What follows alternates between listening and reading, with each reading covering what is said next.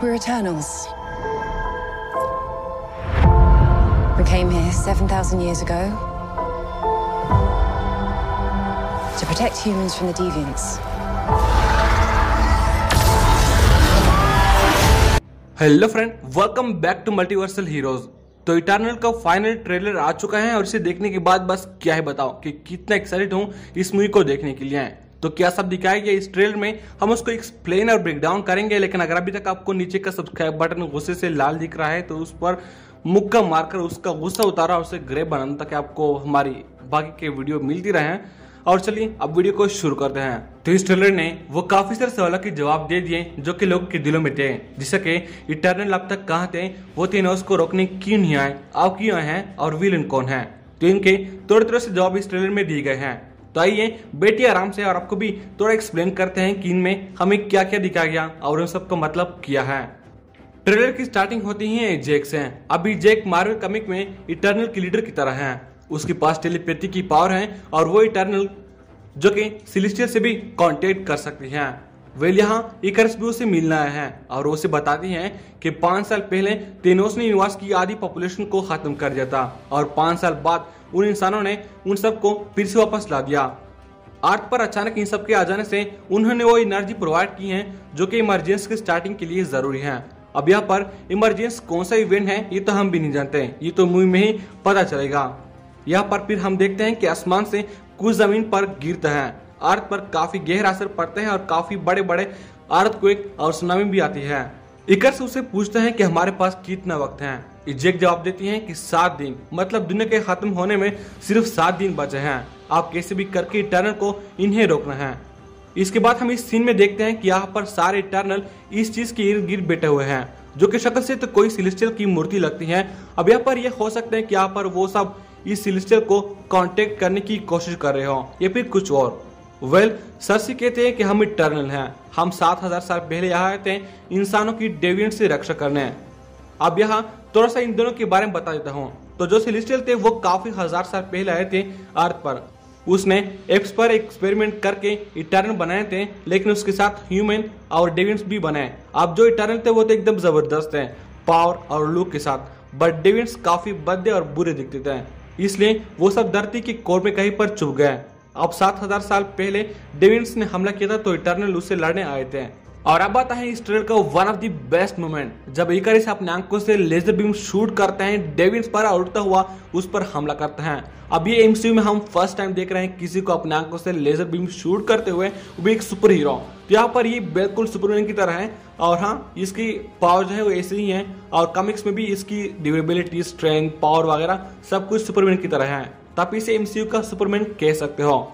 इसके बाद हम देखते हैं डैन व्हाइटमैन एके ब्लैक नाइट को, और वो भी उन सबसे यही सवाल पूछता है कि अगर तुम लोग इंसानों की रक्षा करना चाहते हो तो तुम लोग थेनोस से क्यों नहीं लड़े और बाकी के किसी वार में पार्ट क्यों नहीं लिया। जिस पर सर्सी कहते हैं कि हमें ये इंस्ट्रक्शन दी गई है कि इंसानों के किसी भी काम में इंटरफेयर मत करो जब तक उसमें डेविएंट्स शामिल न हो।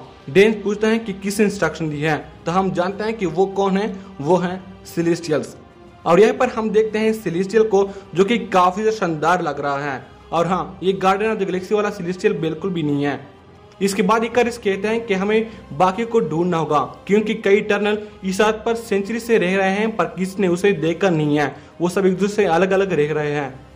और फिर जितने भी इटर्नल अभी यहाँ पर हैं वो सब जाएंगे अपने बाकी के इटर्नल मेंबर को ढूंढने के लिए ताकि वो सब मिलकर इस खतरे से लड़ सकें।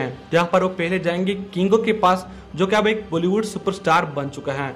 उसके बाद स्प्राइट के पास सर्सी जाएगी, टीना के पास यहाँ पर वो बाकी सब जाएंगे। और यहाँ पर आप इस सीन में देख सकते हो कि टीना अपने हथियार से फर्स्टोस पर वार कर रही है। अब असल में यहाँ पर फर्स्टोस और बाकी के जो इटर्नल हैं वो उसके पीछे से आएंगे और इसलिए टीना को लगा होगा कि शायद कोई दुश्मन है, वो उस पर वार करने की कोशिश करेगी बट फिर अपना हथियार रिमूव कर देगी और वो उसके साथ चली जाएगी। इसके बाद वो जाएंगे ड्विक को ढूंढने के लिए अमेज़न जंगल में। अभी अमेज़न जंगल में वो रह रहा है काफी वक्त से और यहाँ पर और भी काफी लोग हैं, वो उसे अपने साथ ले जाने के लिए मजबूर करेंगे, लेकिन वो नहीं जाएगा, वो बार बार मना करेगा और यहाँ पर वो बाकी के जो कॉलोनी मेंबर होंगे उस पर अपना माइंड कंट्रोल करके उसे रोकने की कोशिश करेगा।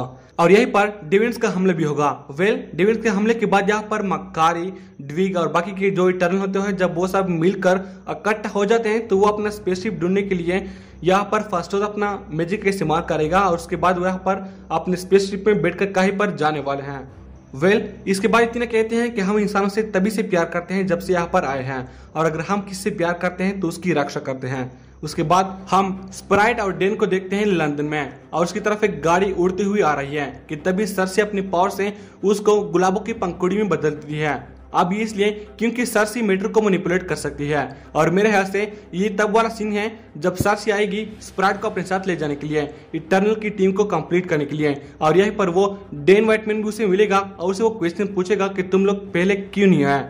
वैसे एक बात तो है, इस मूवी का जो बैकग्राउंड म्यूजिक है और सिनेमेटोग्राफी है सच में कमाल की है।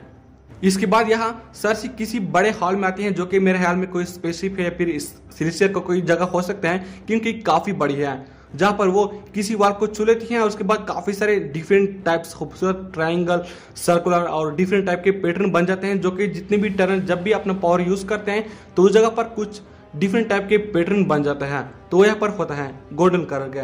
उसके बाद हम देखते हैं किंग को एक डेविन पर हमला करते हुए, और मुझे यकीन है कि ये 7000 साल पहले वाला का सीन होगा और इसे फ्लैशबैक में दिखाया जाएगा, क्योंकि यहाँ बैकग्राउंड में आप इंसानों को देख सकते हो जो कि काफी पुराने टाइम के हैं।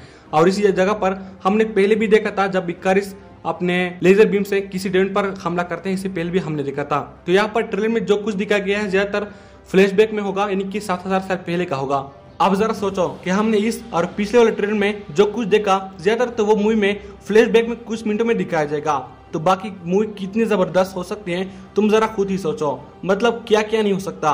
इस ट्रेलर को देखकर लगता है कि यहाँ पर शायद आपने पूरी मूवी देख ली, लेकिन ऐसा नहीं है, क्योंकि इस ट्रेलर में तो बस सिर्फ फ्लैशबैक के अभी कुछ ही सीन दिखाए गए हैं, जबकि पूरी मूवी में क्या क्या नहीं हो सकता जरा सोचो। इसके बाद हम देखते हैं सिलिसियर को, जो कि ग्रीन कलर का है, एंड आई थिंक ये जेमाया दी एनालाइजर है, जो कि एनालिसिस और एक्सपेरिमेंट का काम करते हैं, चीजों को इंप्रूव करते हैं, और काफी चांस है कि इटर्नल को भी इन्होंने बनाया होगा एक्सपेरिमेंट करके।